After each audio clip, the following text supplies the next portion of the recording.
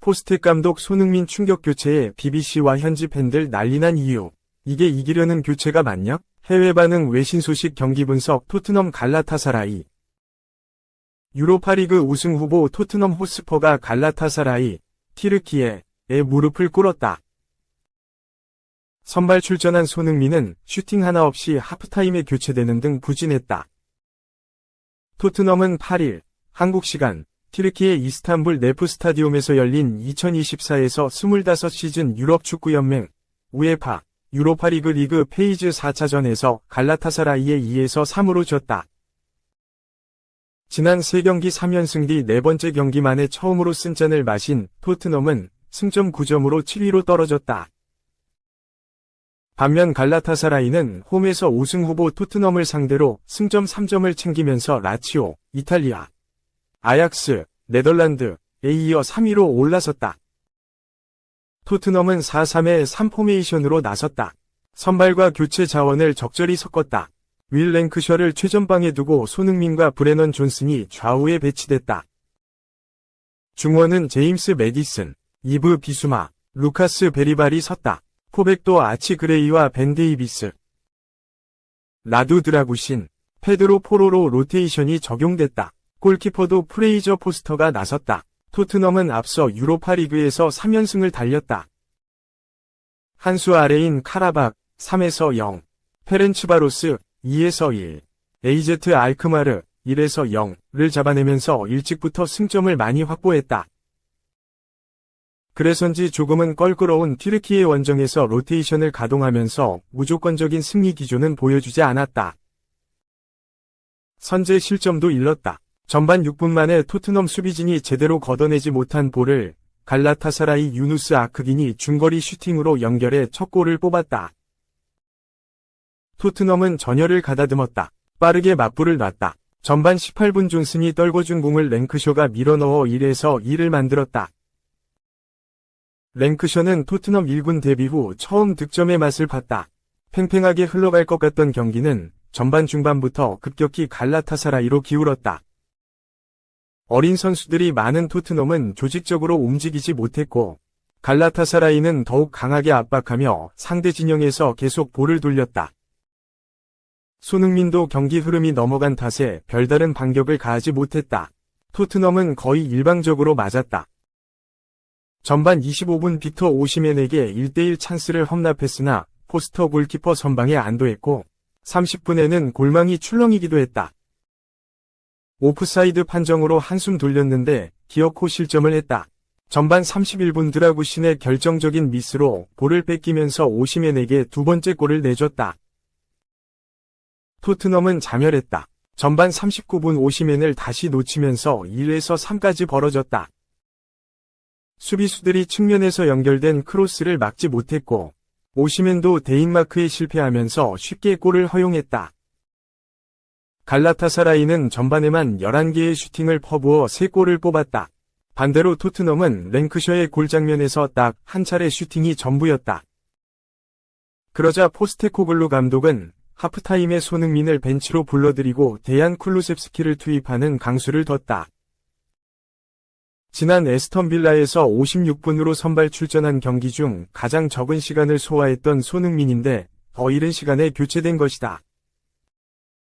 전체적으로 부진한 팀 공격 속에 공을 잡는 기회조차 많지 않았다. 터치가 22회에 불과하고 패스는 15회. 슈팅은 하나도 없다. 오히려 수비적 행동 2회, 리커버리 2회, 볼 경합 2회 등 공격보다 수비에서 보이는 장면이 많았다.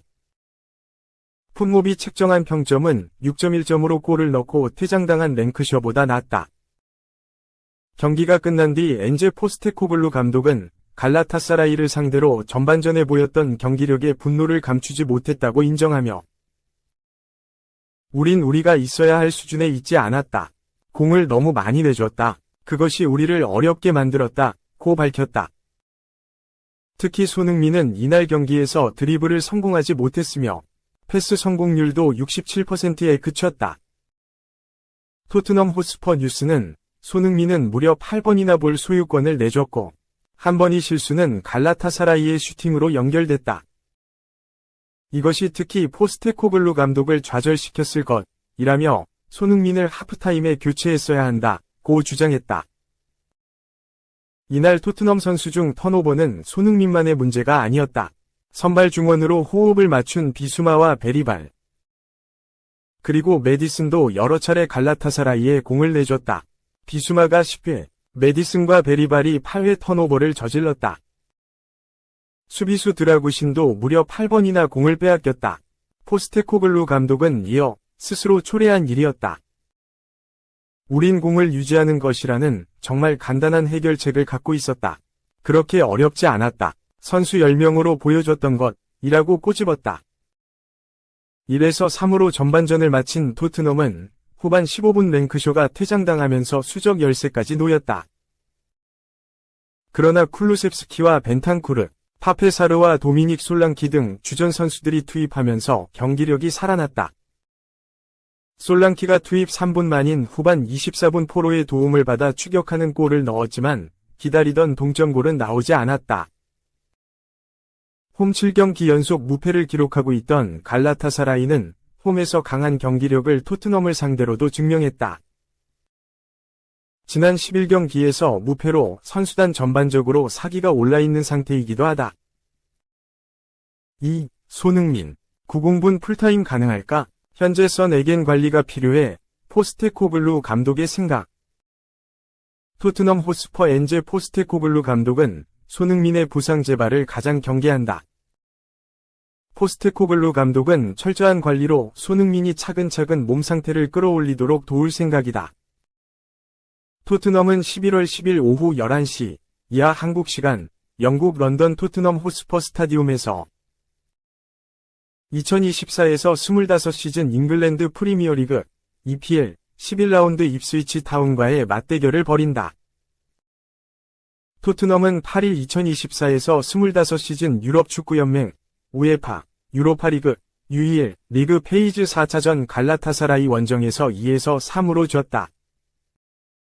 입스위치전은 튀르키예 원정 후 이틀 만에 치르는 경기다. 포스테코글루 감독은 갈라타사라이전을 마친 뒤 팀 미팅을 진행했다며 큰 문제는 없었다고 전했다. 포스테코글루 감독은 이어 크리스티안 로메로의 상태를 계속 주시하고 있다. 입스위치전 출전이 가능하지 않을까 싶다. 티모 베르너, 마이키 무어 등은 출전이 어렵다. 히샬리송은 그라운드 복귀까지 꽤 긴 시간이 소요될 수 있다. 우린 히샬리송의 빠른 복귀를 위해 노력할 것이라고 했다. 포스테코글루 감독은 손흥민 활용 계획에 관해서도 언급했다. 손흥민은 갈라타사라이 원정에서 전반전 45분을 소화한 뒤 쿨루셉스키와 교체됐다. 포스테코글루 감독은 손흥민은 부상으로 팀 전력에서 이탈했었다. 복귀전을 치른 뒤엔 부상 재발을 겪었다. 우린 손흥민의 부상 재발을 바라지 않는다. 그래서 더 복귀했을 때를 조심해야 한다. 나는 손흥민의 출전 시간을 계속 관리할 것이다. 우린 손흥민이 필요하다. 손흥민과 함께 경기에 나서야 한다. 고 했다. 토트넘은 올 시즌 EPL 10경기에서 5승 1무 4패, 승점 16점을 기록하고 있다. 토트넘은 EPL 20개 구단 가운데 7위다. EPL 승격팀 입스위치는 올 시즌 승리가 없다. 입스위치는 올 시즌 EPL 10경기에서 5무 5패, 승점 5점을 기록 중이다. 특히나 토트넘은 승점 18점 동률로 4에서 6위에 자리하고 있는 첼시, 아스널, 에스턴 빌라를 맹추격하고 있다. 토트넘과 3위 노팅엄 포레스트의 승점 차도 3점에 불과하다. 토트넘은 이번 라운드 결과에 따라서 상위권으로 올라설 수 있다. 포스테코글루 감독은 우리는 가야 할 길이 멀다며 우리에게 가장 중요한 건 계속해서 발전하는 것이라고 강조했다.